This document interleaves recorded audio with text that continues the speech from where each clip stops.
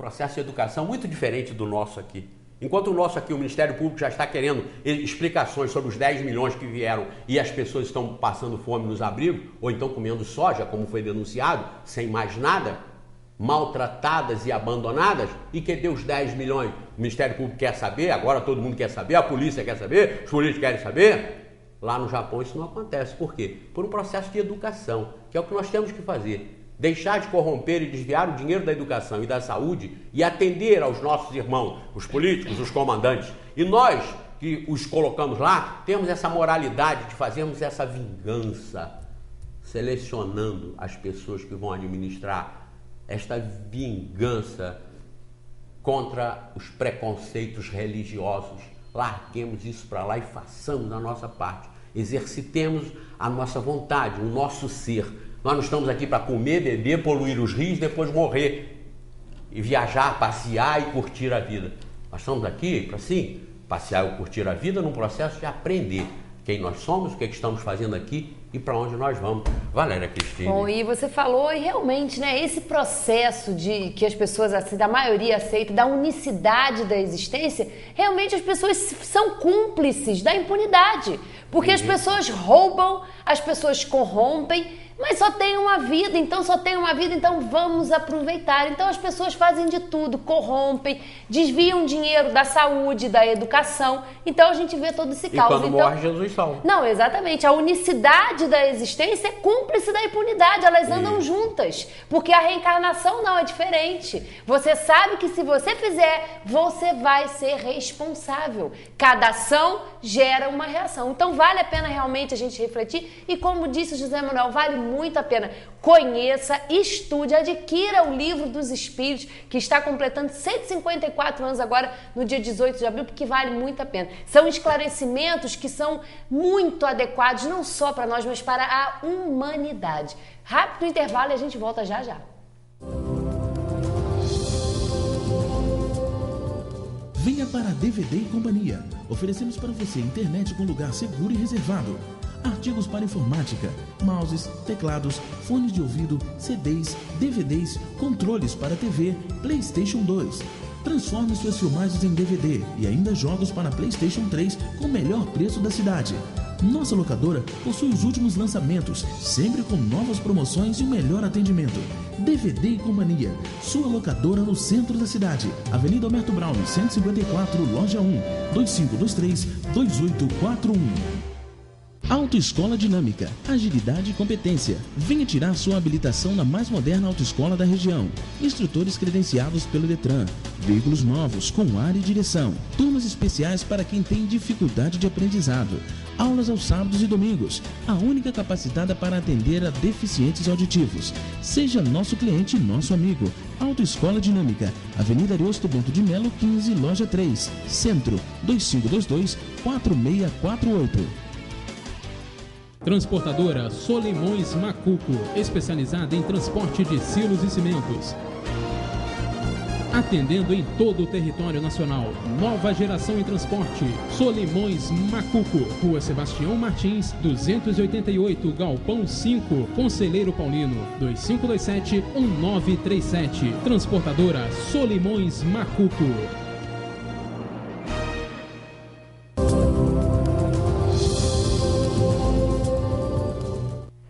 Bom, retornamos aí, como eu disse, de um breve intervalo e vamos aqui abordar algumas questões. Para você que tem o Livro dos Espíritos, são situações, né, que a gente vê aí não só nessa tragédia, mas aqui no capítulo 3º do livro 2º, que fala da morte, né, que é o retorno da vida corpórea à vida espiritual. Nós temos aqui um item que fala sobre a perturbação espírita. Então é uma dúvida, né, que as pessoas têm, que nós temos. O que acontece com esses espíritos após essas mortes trágicas? O que acontece com aquele espírito daqueles jovens que estavam ali? O que acontece com o espírito daquele rapaz que cometeu aquele desatino? Então tem aqui, ó, a questão 164. Todos os espíritos experimentam no mesmo grau e pelo mesmo tempo a perturbação que se segue à separação da alma e do corpo? E olha a resposta dos espíritos. Não, pois isso depende da sua elevação. Aquele que já está depurado se reconhece quase imediatamente, porque se desprendeu da matéria durante a vida corpórea, enquanto o homem carnal, cuja consciência não é pura, conserva por muito tempo mais a impressão da matéria. Então a gente observa que dependendo, né, do nosso apego, dependendo do entendimento que a gente já procura ter aqui encarnado, a nossa situação como espírito, ela é individual. Até mesmo, como a gente abordou aqui, Zé Manuel, na morte, nessas mortes trágicas, que são mortes coletivas, né? É uma maneira que as pessoas desencarnam ali de forma coletiva ao mesmo tempo. Mas a situação de cada espírito é individual e vai depender do momento em que, do tipo de morte. O que nós falamos aqui, o que o Espiritismo ensina. Todos nós somos individualidades no processo evolutivo e compondo uma sociedade que nos leva a essa relação permanente e constante, que fere os nossos interesses, as nossas vontades, que coloca embaraços aos nossos projetos. Isso tudo faz parte desse processo evolutivo. Então, isso gera diferenciações de espíritos para espíritos encarnados e, consequentemente, gera diferenciações no processo da reencarnação. Uma reencarnação violenta e repentina, inesperada sim, porque quando uma pessoa já está com 97 anos, já está em cima de uma cama há 10, e a família torcendo para ele não morrer agora, porque só faltam 3 para completar 100, e tem assim aquele orgulho de dizer, papai morreu com 100 anos, até para se autoimunizar, achando que se ele morreu com 100 anos e eu estou com 50, eu tenho mais 50 no mínimo de vida. Isso é até uma autojustificativa. Mas uma pessoa que está com 97 anos em cima de uma cama há 10 anos, ele já está mais do que preparado para a passagem. Ele já começa no final a chamar mamãe, vovó, madrinha, titio, padrinho. São aquelas pessoas que já morreram há 20, 30 anos antes dele, mas que vêm encontrá-lo. Que, aliás, é uma outra característica. Assim como nós vimos na mídia, na televisão, aquela multidão de pessoas ajudando aos feridos, do lado de lá, não tenham nenhuma dúvida, existe uma enormidade de espíritos ajudando ao retorno daqueles espíritozinhos que estavam ali desencarnando, daqueles brasileirinhos, como disse a nossa presidente, emocionada, porque emociona a todos nós. Todos levam, surgem lágrimas nos olhos quando você vê tudo aquilo. Isso faz parte do contexto. Não pense que o espírito é frio, é calculista e não é tocado, nada. Aquilo emociona. Então aqueles brasileirinhos, como disse a nossa presidente, que estavam fazendo a passagem, não estavam abandonados do lado de lá. O lado de lá tem muito mais recursos do que o lado de cá. Claro. Nós somos tocados e tomados pelo desespero, pelo imprevisto, pela improvisação. O lado de lá não. O lado de lá é consciente, tranquilo. Agora, o momento dos espíritos que partem serem despertos, voltarem à consciência normal, esse varia de acordo com o tipo de espírito, o tipo de apego à matéria, o tipo de prova que ele está ali passando. Isso vai variar, mas todos estão socorridos. Nenhum sem socorro, nenhum sem proteção e sem atendimento. Provo isso com a analogia do que acontece do lado de cá, por amor, por solidariedade, por fraternidade. É claro que acontece do lado de lá. E a vida continua, sem o corpo ou com o corpo. Os que foram num novo processo, numa nova dimensão, para retornarem novamente, para continuarem o progresso. Porque não pensar voltou para sofrer. Muitas vezes sim, como o irmão nosso, filho de Deus, que causou toda aquela tragédia, vai voltar para continuar. E vou dizer uma coisa aqui que pode revoltar algumas pessoas, mas para reflexão. Aquele moço, aquele espírito que cometeu a loucura, quem sabe, poderá ser santo antes de muitos de nós. É só ele cair na realidade primeiro do que nós, sinceramente, e se recuperar. Eu conheço pessoas que foram ex-presidiárias e que hoje dão um exemplo de honestidade, de amor ao próximo, de trabalho social, de trabalho honesto, que muita gente sacrossantamente tida como honesta, tão cheio de rancor, mágoa e ódio no coraçãozinho.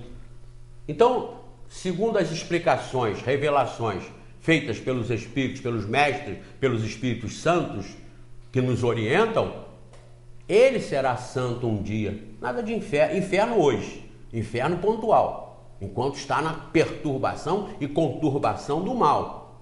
Mas no processo reencarnatório, será santo, será perfeito, terá a chance de ser um mestre, como todos os alunos reprovados nas escolas, quando acordam e se dedicam, vão ser excelentes professores, excelentes mestres. E eram perdidos, eram tidos como incapazes, incompetentes, mas todos temos a possibilidade de recuperação. Então o retorno para a espiritualidade não é abandonado, não é perdido, é assistido e muito bem assistido. Imagine os entes queridos desses espíritos que já estão desencarnados, não vieram socorrê-los, não estavam ali para ajudá-los. Isso é instantâneo. Ainda que esses seus entes queridos do lado de lá, na outra dimensão, estivessem em outros mundos, em outras galáxias, a conexão universal é instantânea. E o espírito não leva tempo até o espírito chegar, os bombeiros já foram embora. O espírito chega antes do bombeiro, instantaneamente, pela necessidade do socorro. Olha que doutrina, a doutrina espírita. Olha que ensina, tudo aqui. Não vai comprar livros lá fora que diz a morte dos que não foram, dos que não vieram, a volta dos que não foram, a ida dos que não vieram. Não percam tempo com essas bobagens. Tenham isso que está aqui. Aqui está a segurança. Aqui está o conteúdo do espiritismo. Conheçam isso que está aqui. Alguém me disse essa semana, um amigo meu falou, eu tive com uma senhora que gosta muito de você, mas você é muito radical. Você só fala no livro dos espíritos. Sim, só. Essa é a nossa missão e obrigação. Passar o certo para vocês. Eu não preciso dizer quais são os falsos. Eu tenho que passar o certo. Sabendo o certo é com vocês. E nem vocês vão ficar aí esperando que eu os evolua. Não, eu estou dando o caminho, eu estou dando orientação, eu estou dando estrutura, eu estou dando conteúdo. Agora o resto é com vocês. Por isso eu não sou seguido por ninguém. Eu não estou aqui para ser seguido por ninguém. Eu não estou para vender nada, como eu sempre repito. Eu não estou para chamar ninguém para lugar nenhum. Pelo contrário, quando essa moça disse que eu era radical, o meu amigo lá que eu estava ouvindo, ele falou, nunca. Ele sempre, quando termina o programa, ele diz assim, leiam tudo, conheçam tudo, assistam às outras religiões, os programas religiosos de todas as religiões e façam o seu balanceamento, a sua análise. No Centro Espírita Friburguense, onde nós somos diretores, nós recomendamos que os frequentadores visitem os outros centros por aí, façam, conheçam, e façam a diferença, façam a distinção. Nós lá divulgamos seriamente o espiritismo. Vejam os outros, analisem os outros, nós falamos isso lá. E nós ainda falamos o seguinte, se lá vocês ouvirem falar mal da gente, vocês tenham certeza que aqui vocês nunca vão ouvir falar mal deles. Não é esse o nosso propósito, não é esse o nosso objetivo. Mas é sério. Valéria Cristine. Bom, e aqui na questão 13 do Livro dos Espíritos, a gente tem entre os atributos de Deus que eu gostaria de ler, que resume bem o que a gente está tratando aqui hoje. É soberanamente justo e bom. A sabedoria providencial das leis divinas se revela nas menores como nas maiores coisas. E esta sabedoria não nos permite duvidar da sua justiça nem da sua bondade. É um dos atributos aqui que é tratado na questão 13 aqui do Livro dos Espíritos e é muito importante. Nós temos que compreender isso. A justiça, Deus é infinitamente justo e misericordioso. Então nenhum de nós, não há exceções para essas leis. Está desamparado. Eu estava comentando aqui no intervalo que eu estava tomando café antes de vir para cá e estava escutando numa emissora de rádio uma enquete que se estava fazendo aí, Zé Manuel, com as pessoas decidindo, né? Opinando se ele ia para o céu ou se ele ia para o inferno, esse rapaz que cometeu isso. E a maioria esmagadora dizendo que ele ia para o inferno. Aí a gente vem aqui e vê o atributo de Deus, soberanamente justo e bom. Como ele vai para o inferno? Deus condenaria ele com uma única oportunidade, numa única vida, em que ele já é um espírito desequilibrado, que já estava inserido num contexto que favoreceu mais ainda o seu desequilíbrio. Numa única oportunidade, ele vai para o inferno. É totalmente incoerente isso, com um único atributo aqui que a gente leu aqui de Deus. Vai para o inferno e com o aplauso de todos. Exatamente, que caridade é essa, meus queridos? Que amor ao próximo é esse? Isso está lá no Evangelho, amar aos inimigos, né? Bem claro. Que amor é esse? Que caridade é essa? Sejamos bem claros para que as pessoas aí já não fiquem dizendo, estavam lá defendendo o assassino. Não, nós estamos defendendo aqui é Deus, olha só. É Deus. Porque se ele é um assassino criado no momento da concepção, Deus errou na criação. E volto a lhes dizer, se vocês fossem Deus, já não teriam aprendido a criar gente melhor? Vocês iam botar o sujeito aqui e bobear e negligenciar para que aquela criaturinha que você está criando amanhã fosse um inferno contra você? Fosse o seu grande inimigo, como é a maioria da humanidade em relação a Deus, à luz de uma única vida? À luz de uma única vida, a maioria da humanidade é inimiga de Deus. Por isso que as religiões ficam dizendo que estão indo para o inferno. É uma maneira de se limpar e se lavar. Venham para aqui para a igreja, que vocês aqui na igreja estão salvos. Saiam fora disso, pessoal. Saiam fora disso. E olha, como eu disse, não é profecia, é constatação lógica, sensata e real. Muitas outras coisas vão continuar acontecendo. Provavelmente aqui de mês em mês nós vamos ter uma outra tragédia para comentar. Isso faz parte. No caminhar da carruagem isso faz parte. Pensem nisso. Conheçam o Livro dos Espíritos. Tem toda a explicação aqui. Está tudo aqui. Se vocês acharem que não, escrevam para cá, que nós vamos comentar junto o assunto. Valéria Cristina. E é exatamente por isso. Tem aqui outra questão. Por isso que as pessoas falam, mas vocês ficam só no Livro dos Espíritos. Mas é claro, e a gente vai ficar aqui muitas existências para estudar e a gente não vai sair daqui. Olha só. Justiça da reencarnação. 171. Sobre o que se funda o dogma da reencarnação? Sobre a justiça de Deus e a revelação, pois não nos cansamos de repetir. Um bom pai deixa sempre aos filhos uma porta aberta ao arrependimento. A razão não diz que seria injusto privar para sempre da felicidade eterna aqueles cujo melhoramento não dependeu deles mesmos? Todos os homens não são filhos de Deus? Somente entre os homens egoístas é que se encontram a inequidade, o ódio implacável e os castigos sem perdão. Está aqui. A reencarnação se baseia nisso, na justiça de Deus. Ele vai ter sim a oportunidade de se arrepender e de se melhorar. Só que não basta só um arrependimento. Há necessidade do arrependimento e da reparação. E nada mais certo do que a reencarnação para ele, para proporcionar a reparação para esse espírito. Então, é claro, é justo. Não existe isso de castigo, né? Sem perdão? Claro que não. Deus nos ama. Se nós não somos capazes de fazer isso com o filho, de relegar ali o alento, o consolo, quem dirá Deus? Que é a inteligência suprema, a causa primária de todas as coisas. Fugindo desse entendimento, fugindo de entender os atributos de Deus, não tem lógica. A gente vai ter que atribuir que Deus criou aquele espírito ali no momento e que ele foi criado para cometer aquilo ali. Né? Realmente não tem lógica. Não Queridos, tem nenhuma. Nós estamos chegando no final aqui. Eu vou passar porque está no laptop da Valéria ali e eu não tenho aqui, mas eu vi no dela lá e eu anotei aqui. Eu tenho que mandar um grande abraço para a minha querida Renata Silva, lá nos Estados Unidos. Até agradecer que ela me mandou uma peça para o meu cavaleiro. Muito obrigado, um beijo para você. E continua divulgando aí as nossas apresentações pelo YouTube. E mandar um grande abraço e homenagem para Sumi Hong. Sumi Hong. Quem é Sumi Hong? O Globo Repórter ontem mostrou. É uma mulher em Singapura, humilde, pobre, apesar de ser proprietária de uma grande área de terras, que toda aquela riqueza e fama de Singapura está fazendo em torno dela uma ilha e oferecendo dinheiro e mais dinheiro para comprar a terra dela. E ela simplesmente com uma sandáliazinha de dedo, com aquele vestidinho humilde, ela ri e diz, não vendo, dinheiro para mim não tem a menor importância. Então, Sumi Hong, em Singapura, está lá dando um exemplo que mesmo em meio às tentações do apego ao mundo, ela está dando um exemplo, como deu o Zé Alencar através do sofrimento para a humildade, ela está dando através da riqueza para a simplicidade. Um abraço para todos vocês e agora a Valéria faz. Bom, e nós temos aqui algumas questões que chegaram agora, mas a gente deixa aí para o próximo programa. E a Glaucia do laboratório, esse aqui eu achei legal. Parabéns, é o melhor programa de todos que já assistiu.